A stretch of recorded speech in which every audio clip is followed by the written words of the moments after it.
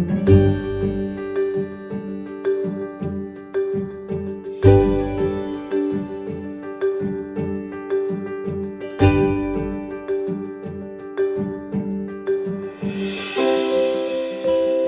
and welcome to Mission in Focus. This webinar is the second part of our conversation on the importance of formation. If you haven't watched it, you'll find the link to part 1 on the Catholic Health Australia website. In part 2, we'll explore formation as it affects head, heart and hands, the concept of general and special revelation as it applies to formation, and the roles of formal and informal formation. Welcome, Caroline, to Mission in Focus. Thank you. And we're talking about formation. Now, you are the Director of Formation at Mercy Partners. So how do you define formation? Well, I think for a start, if you are having the conversation with a new person coming into your organisation, you have to take into account that they probably have got a background. They may already come with formation under their belt. They may have grown up in a strong Catholic family or not. So I would be asking, what do you need in formation? But at the back of my mind would be, how do I make sure this person comes into our organisation, is socialised into the way we see things and do things, understands the key concept that we are part of the mission, and they can also feel part of what we're doing, like they're part of who we are. So formation is almost like welcoming you in and saying, now what can we do so we can work with you for the best interests of this organisation. Margaret, I'm reminded of something Pope John Paul II said. He was talking about teachers, but I think it's relevant to all formation. He said, we're not writing on inanimate material, we're writing on the very spirit of human beings. And I think in formation, we see everyone who comes into our organisation, or those who are working in our organisation, as already called by God, formed by God, with gifts that are going to be of great benefit to the mission that we are part of, God's mission in health or aged care. So formation for me is working with the individual on their own journey to understanding who am I and what is my part in this mission in this place. Caroline, what impacts would you expect to see from formation? I think the impacts of formation are twofold. Firstly, there's the impact on the individual person that is part of any sort of formation process, and then there's the impact on the organisation. So I think from the personal thing, if you look at any of our leaders, current leaders, say in Catholic healthcare or aged care, and you look at the way that they lead, the language that they use, they can talk the mission, they're collaborative.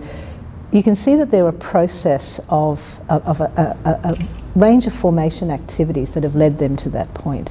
So I think things like ability to articulate values, use the stories of Jesus in things that they're talking about, bring other staff with them. I mean, I really feel that generativity, the ability to grow other leaders, is a very important part of what we do in Catholic organisations, in leadership. So you're seeing all of those sorts of things that are coming through the individual. I suppose I'm talking there about the leader, but if you sort of said, the young guy who's just walked in, the 21-year-old, you'd expect after 3 or 4 years in that organisation that they would feel comfortable, they would be contributing to conversations about how the mission can be enhanced and how other the poor and the vulnerable can be engaged. All those sorts of things would be an indicator, I think, that they've got it and they understand that they're part of it. And I think that's the basis of formation.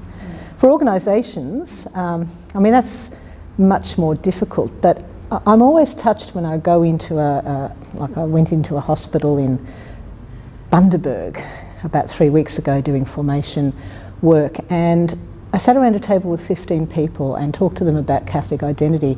How do you know you're working in a Catholic organisation? And the way they spoke about how they felt when they walked in, how they were cared for and looked after, how they knew that the place was engaged in something beyond, just the transactional thing of, we look after people. They felt part of a mission.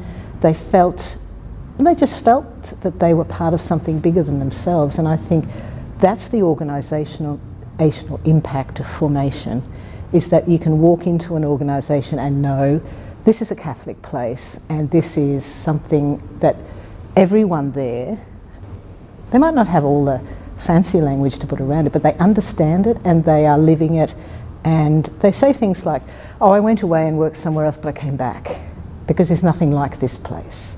Here it's like a family, here I feel part of a community, and I think that's the organisational result of formation. You just used that word, they were feeling. Tell me a little bit more about that. Well, I think formation is head, heart and hands, and I think the heart part is the way in which people can feel part of an organisation, part of the mission, part of the values, and part of a community. So they'll say, people care for me here. People want me to be part of this. So they encourage my journey. You know, they pray for me when things are going badly. So the heart is very hard to evaluate. If you were talking about formation, how do you evaluate it? But it's critical to the person, because from a person's point of view, their feeling that they're part of the mission of that organisation comes from the heart. You know, the training and the skills is in the head. The hands are what they do every day as part of that, but it's what they believe in here that really makes a difference, I think. For an organisation that's putting together a formation program, what are some of the elements that need to be factored in? I think it's really important right at the outset to ask yourself, formation for what? What do you actually want at the end of the formation process, or even as the formation process goes along? And I think at Mercy Partners we asked that question, and the answer was, we want mission-confident, mission-focused leaders. So in other words, we want leaders who know what God's mission is, their part in it, and are able to articulate that and lead that in their own organisations.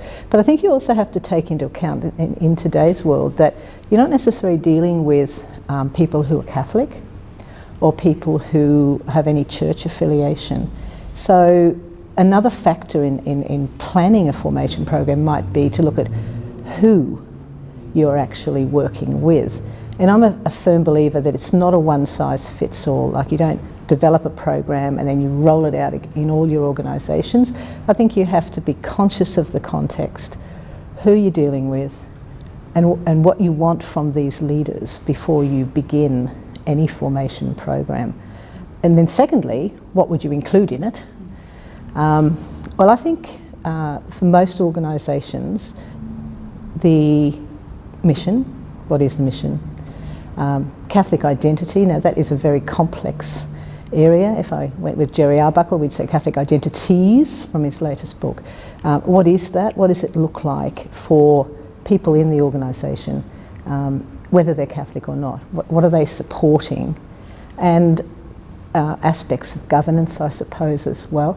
And then I'd be looking at what's the spirituality of leadership in our organisations?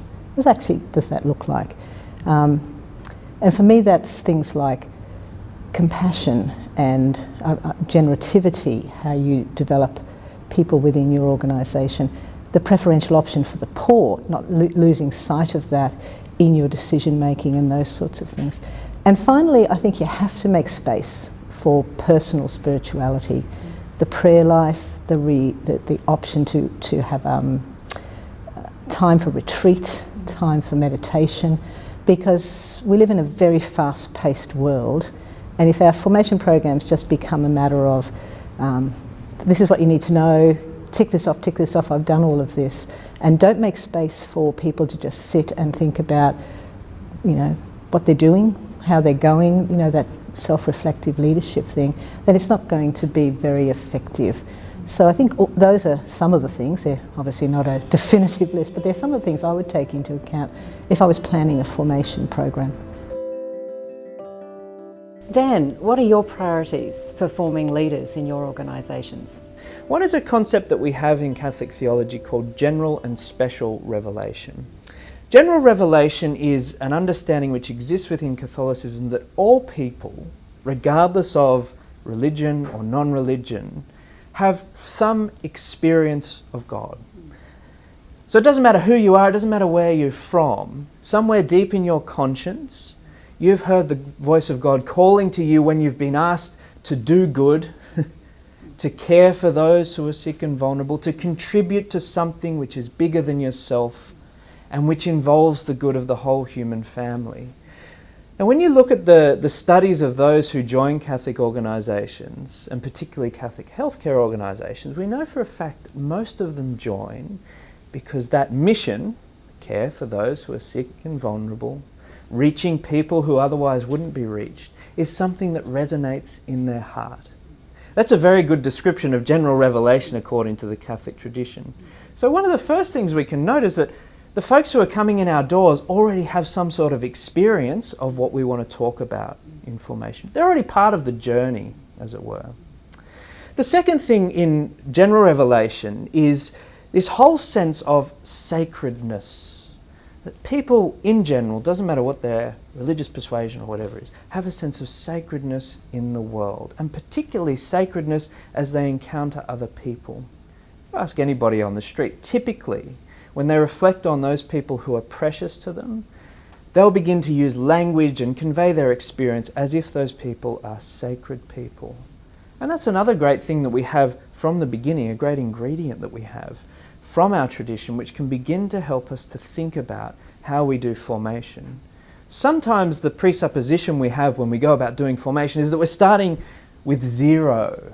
But this actually means that we're starting way above that. We're starting with a fertile ground that we can then begin to draw out in the context of the special revelation. That's the other part of our Catholic teaching, the special revelation, which is part and parcel of the Catholic story, the Christ who gave birth to that story, and the Christ who continues that story in inviting us and challenging us to care for those who need to be cared for, especially those who are poor and vulnerable.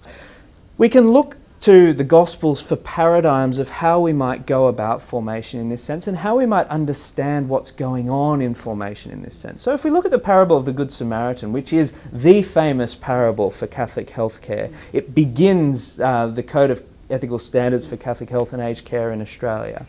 It's a parable which shows Jesus the Christ talking to a lawyer, a very intelligent lawyer who knows the tradition about what it means to be a neighbour. And his example of who embodies neighbourliness is deliberately someone who sits outside of the fold. We should think about that in the context of what we're doing in formation, because sometimes the best examples of a fully formed person might actually be outside of those who we think are the fully formed people. And we can think about that in terms of the diverse people we're inviting into our organisation. A second parable is the story of Emmaus. So we find that the story of the Good Samaritan in the 10th chapter of the Gospel of Luke. Emmaus we find much later in the Gospel in the 23rd chapter. And it's this story of two disciples who are confused after the death of Jesus walking towards Emmaus. Jesus comes alongside of them in a very particular way, and I think that this can tell us something about the method that we have in formation. He comes alongside them first of all, and he asks them what's going on. He doesn't come alongside them and first of all tell them what's going on, and he listens carefully to their story.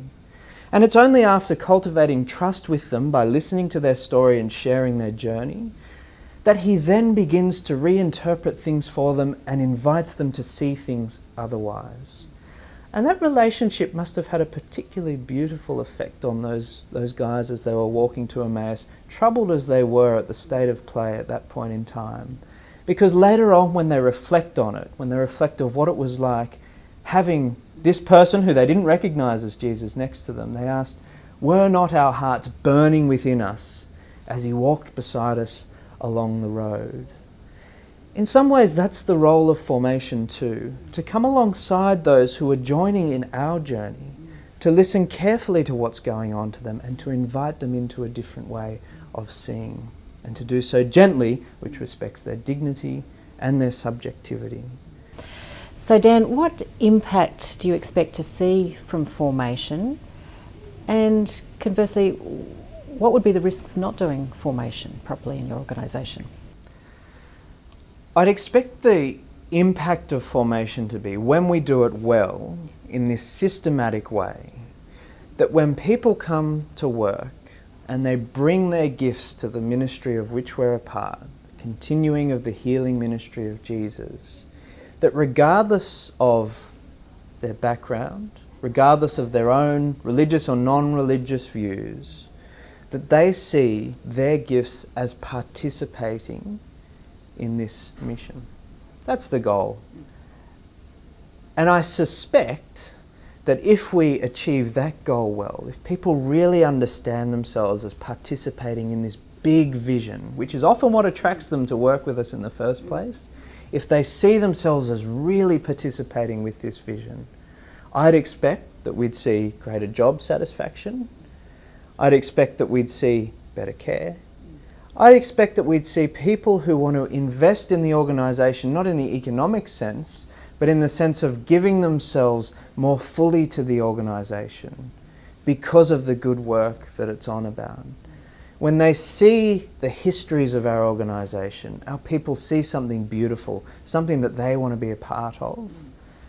And I think if we can tell them that they continue to be a part of that, then we'll be doing something very special for them.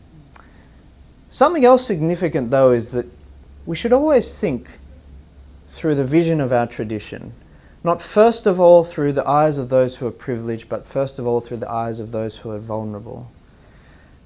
And I think this is probably the most important measure for the impact of our formation.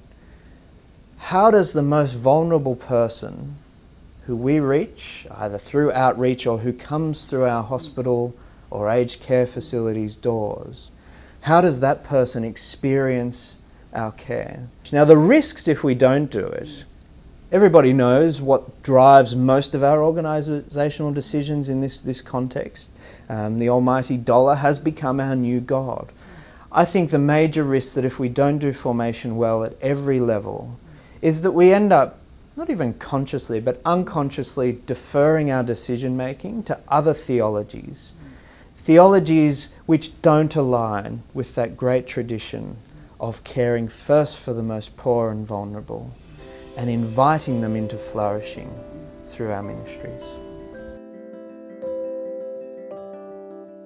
Kathy, can you tell me what formation looks like at St John of God Healthcare? Well, Margaret, from my perspective, formation can be formal or informal. Firstly, informal formation for me is in the daily encounters, in the honouring of people's dignity, in the conversations in the hallways, at the bedside with our patients. It's the way we enable others to flourish as a result of being with us. And for me, I think that was how our religious congregations actually formed their people. You know, they walked alongside us and they supported us. They showed us through their behaviour how to continue the healing mission of Jesus, and that they carried the story. That the culture carried the story of the healing mission of Jesus. But times have changed, and I think it's really important for us as we design and plan our formation experiences for our people that we not look over our shoulders at what went before, that we step out into this brave new world, complex though it is, and take the baton and work alongside our people to support them to continue the healing mission of Jesus in this time and place. I'm sure that's the case for all ministries of the church, whether they be healthcare or education. We're all struggling with where we find ourselves as church. So the informal formation is still important, but the formal formation is something that I'm certainly focusing on here at St John of God Healthcare, and I understand some of our other Catholic organisations are too. Our approach to formal formation is really about situating the learning within the current context of where people find themselves, and by that I mean the cultural and societal complexities in which we find ourselves. We have to find relevance then in the Catholic tradition. You know, how do we make sense of what's going on for us now? And of equal importance is the personal and communal experience. So it's bringing those three aspects together in a way that is purposeful, is rigorous and relevant for our leaders to continue the healing mission of Jesus. Another important aspect, I believe, for formation to be effective is the use of storytelling. And I mean past, present and future storytelling. So the past is a great wealth of information, wisdom, expertise, support, and it is the past. And it is time for us to be also telling stories about what's happening now, and then also expressing, and as leaders, having a real vision of hope for the future of our ministries. So the past is about Jesus, the person of Jesus. It is about the heroic men and women who established healthcare, but it's first and foremost, the primary story is the story of Jesus and how he healed. So I think the most effective formation is giving people access to who this man was, this historical person. Whether they believe he was God or not is irrelevant for me in helping people find purpose and meaning in their work and in what they are called to do. So the storytelling also includes scripture, therefore, not just the stories Jesus told, but the stories about how Jesus healed, how he met with people, how he treated people with compassion and care and justice, and the behaviours he modelled that are models for us. Another point I'd like to mention, Margaret, is that for me, I think the outcomes of formation should be seen and felt and heard in the encounters that happen day in and day out in our facilities. There should be evidence of knowledge and attitudes and behavioural skills that indicate that people are finding purpose and meaning in what they've been experiencing in their workplace, but also in terms of how they're being supported as leaders of the mission.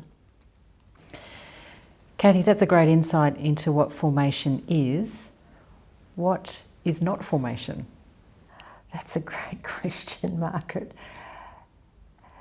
I think there is lack of clarity about leadership development and leadership formation. And while leadership development and leadership formation enhance one another, they are not the same. And they're not the same because they have different intellectual roots.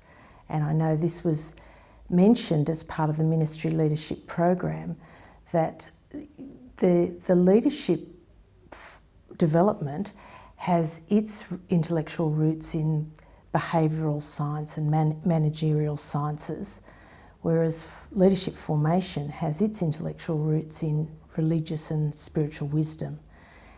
I think it's really important that we don't confuse the two, even though they do work well side by side. Kathy, can you tell me about formation for a workforce who come from such a wide background, diverse faith backgrounds or no faith backgrounds? How do you do formation? Aren't we lucky to have such a diverse workforce? It's the richness that comes from the people who come to work with us that gives us opportunity to learn together about what this means to lead a ministry of the church in the 21st century. We are so fortunate.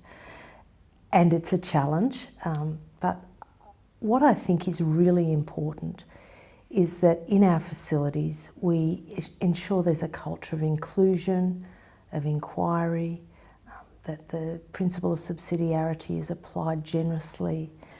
I think it's really important that we accept the fact that we all have so much to learn and that we can do it so more effectively when we do it together.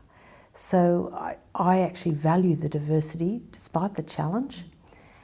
Some of the initiatives I think are really important to break down the barriers is that there's a transparency for people about who we are, about our Catholic identity, from recruitment right through along the continuum to the exit interview. And I think we have got a proud history. We have got opportunity to deliver the mission in a new context. We need our people to be with us and to understand where we are going, and that they are people who have got so much to contribute to the story. Kathy, formation might be as long as a piece of string. There is so much you could do, we could do. If a leader was to focus on one aspect of formation, what would you suggest it might be? First and foremost, it has to be around the relationships we have with one another in our facilities. And those relationships modelled on the person of Jesus, who was inclusive, accepting, non-judgmental, compassionate and caring. For more Mission in Focus episodes, visit the Catholic Health Australia website and follow the links on our homepage. I'm Margaret Deeren. Thanks for being part of the conversation.